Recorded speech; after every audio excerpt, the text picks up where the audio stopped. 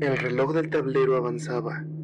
Según mis cálculos, ya deberíamos haber pasado la desviación hacia San Luis Potosí, pero nada. Los letreros parecían repetirse. Kilómetro 146, kilómetro 146.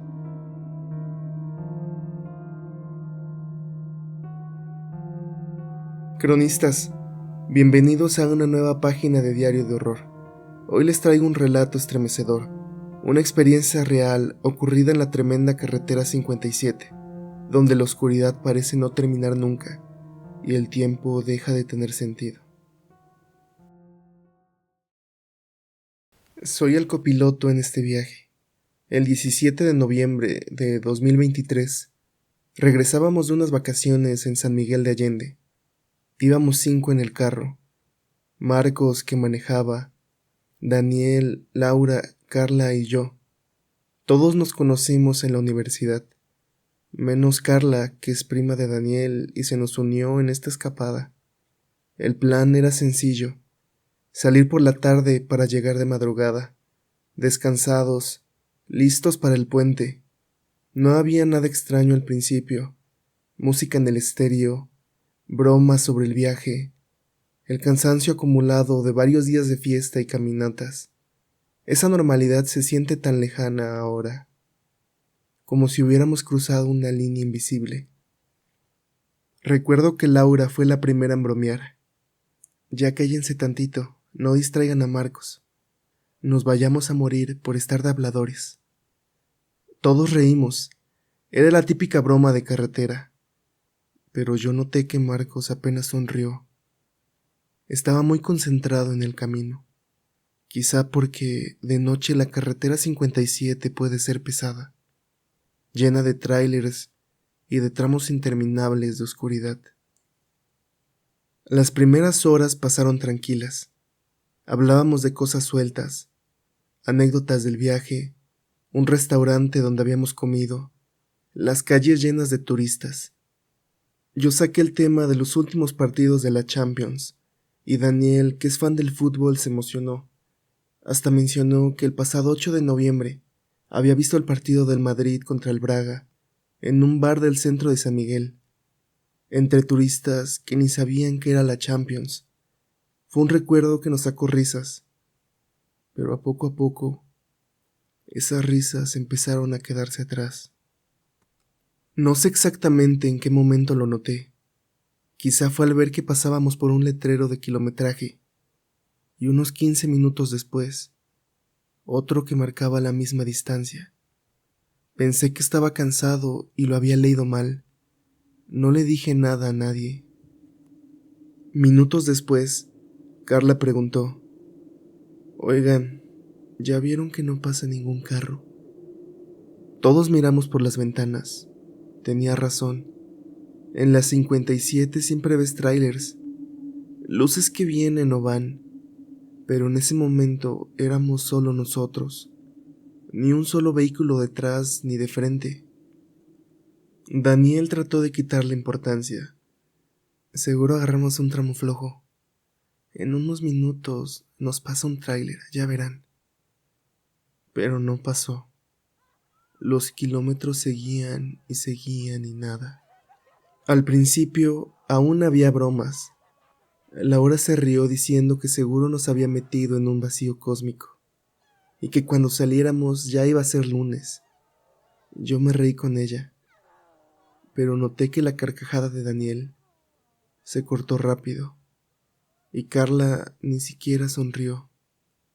Era como si cada vez que uno de nosotros intentaba reírse, otro se quedaba en silencio, incómodo, hasta que al final nadie se reía de nada.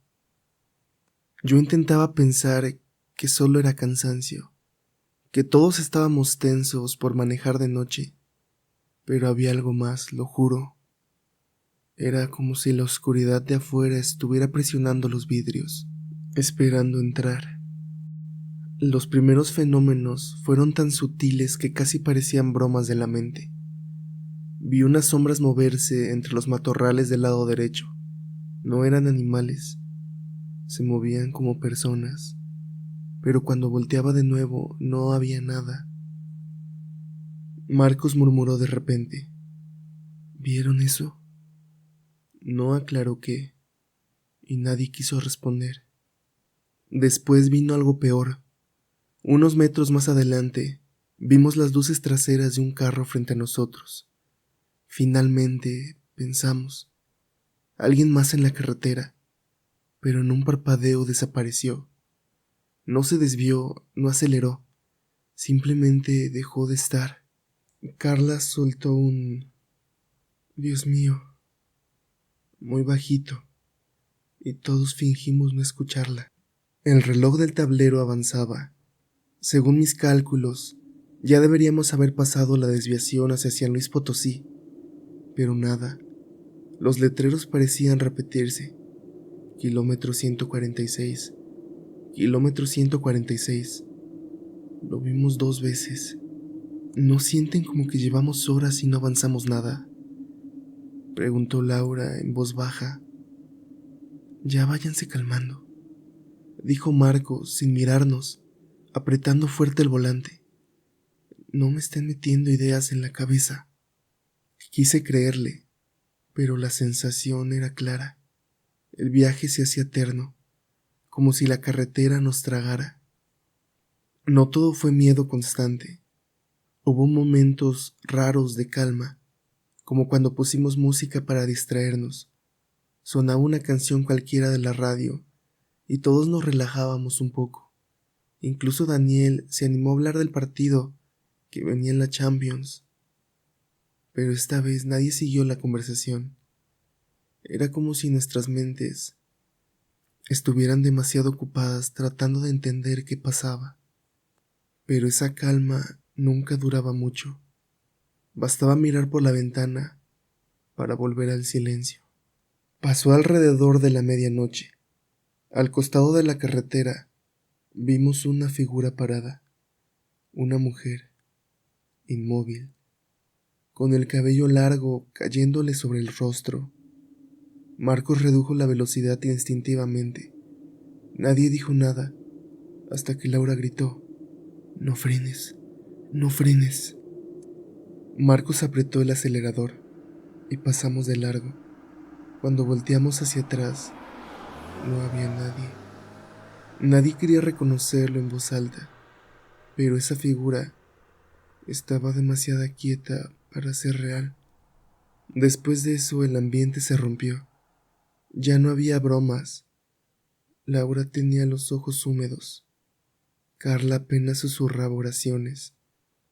Daniel miraba fijo al frente, como si no quisiera perderse en sus propios pensamientos. Yo trataba de mantener la calma, hablándole a Marcos, para que no se sintiera solo, pero mi propia voz sonaba quebrada.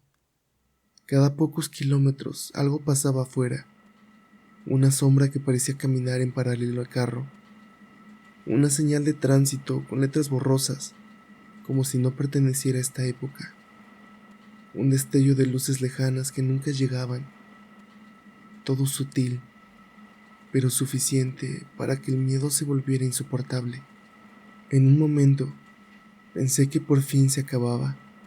A lo lejos se veían las luces de un poblado. Todos suspiramos de alivio, pero conforme nos acercábamos, notamos que las calles estaban vacías, las casas sin ventanas, como fachadas incompletas, y al pasar frente a una de ellas, vi claramente una silueta en la ventana, alguien parado, mirándonos. Nadie más dijo nada. El silencio en el carro era tan pesado que sentía que nos asfixiaba. De pronto, el GPS del celular de Daniel, que no había tenido señal en todo el trayecto, se activó. Marcaba un punto en medio de la nada, con la pantalla congelada, en un mensaje que decía: «Has llegado a tu destino». Marcos golpeó el volante con desesperación. Esto no puede estar pasando. No sé cómo salimos de ahí. Solo recuerdo que, después de kilómetros de angustia, de pronto vimos las luces de un retén y más carros circulando. Era como si hubiéramos cruzado una línea invisible y volviéramos a la carretera normal. Nadie quiso hablar de lo que vimos, ni siquiera entre nosotros, pero todos sabíamos que el trayecto había durado mucho, mucho más de lo normal. Mi reloj marcaba casi las 6 de la mañana cuando llegamos, cuando en teoría deberíamos haberlo hecho horas antes. Juro que no miento. En esa parte de la carretera, el tiempo no se sintió real. Lo que fuera que nos acompañó estaba allá afuera, esperando, y nosotros solo fuimos sus invitados por una noche. No sé si alguien me creerá, pero cada vez que pienso en volver a viajar por la 57 de noche, recuerdo a esa mujer inmóvil al borde del camino y decido no arriesgarme. Antes de continuar, quiero agradecerles por estar aquí, por seguir apoyando este proyecto y por darle vida a este diario con cada comentario, cada historia que comparten y cada suscripción. Recuerden comentar cuál historia fue más aterradora. Yo soy Des y esto es Diario de Horror. Nunca pensé que algo así pudiera pasarme. Siempre he sido una persona práctica, que busca explicaciones lógicas a todo, hasta aquella noche en la carretera 57.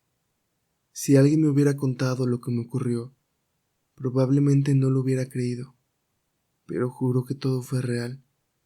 Cada detalle, cada sensación sigue grabada en mi memoria, como si la carretera misma se hubiera encarnado para perseguirme.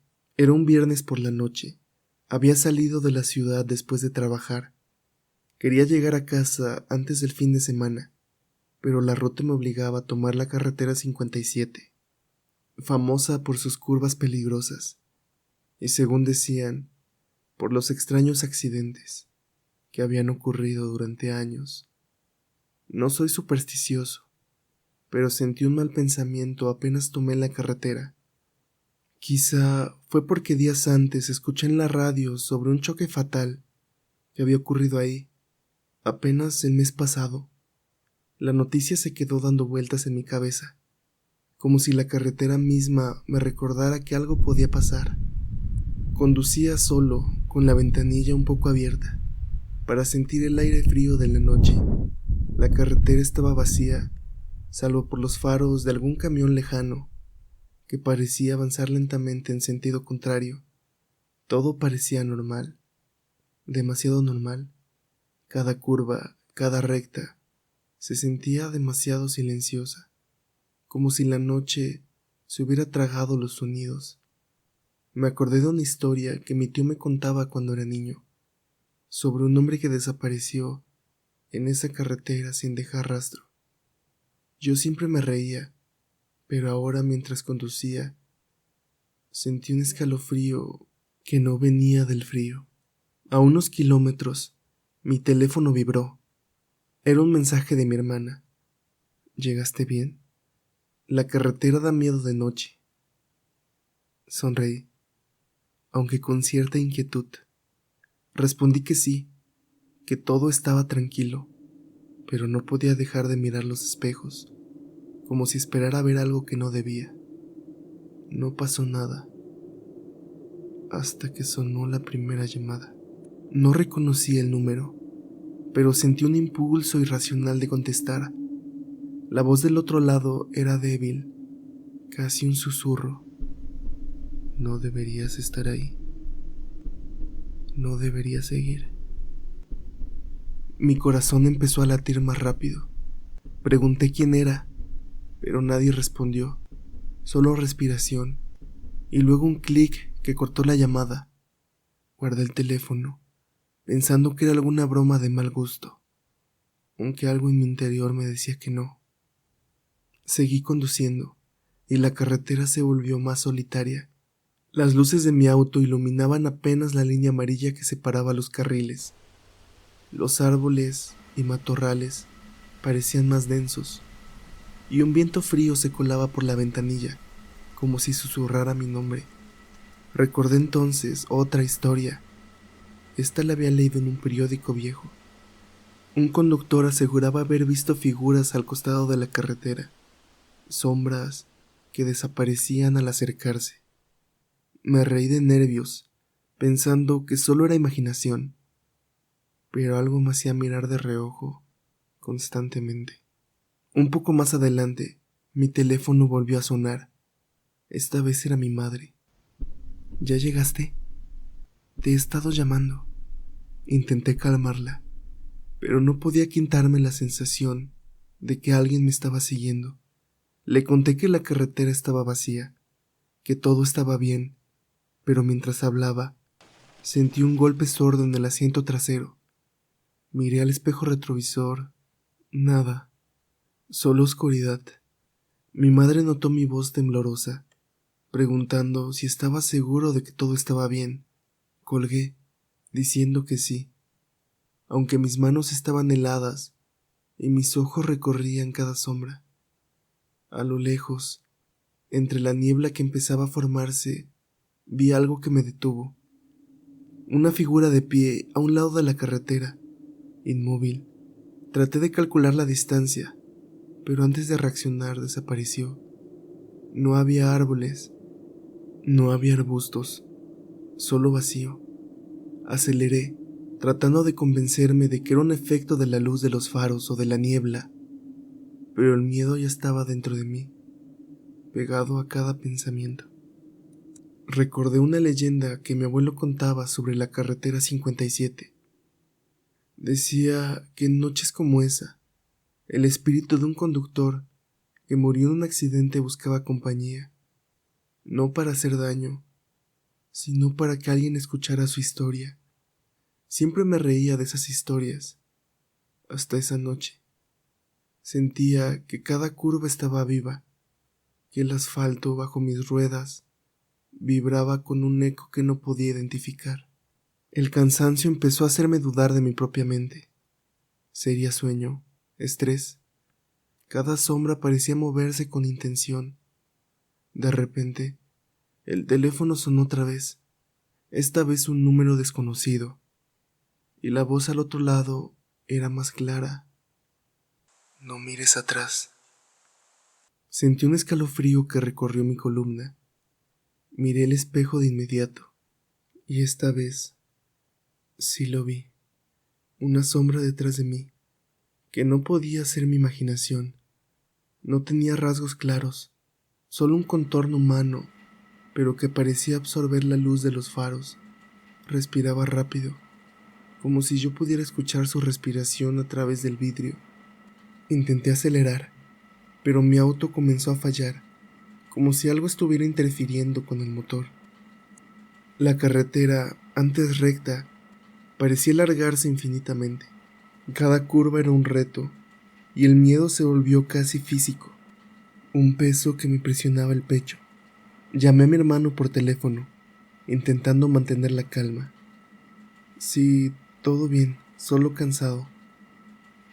Aunque sabía que no era cierto, escuché su voz, calmante, mientras intentaba reponer mis pensamientos.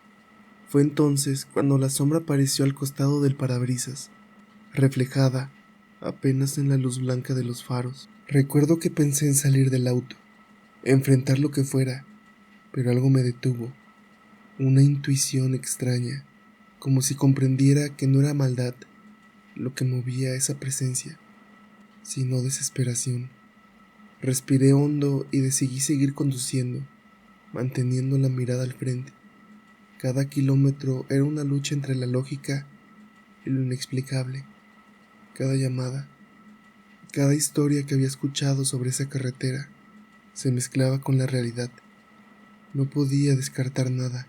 Finalmente, después de lo que parecieron horas, las luces de un pueblo aparecieron a lo lejos. El alivio fue inmediato, pero aún así sentía que algo me seguía, invisible, esperando a que bajara la guardia.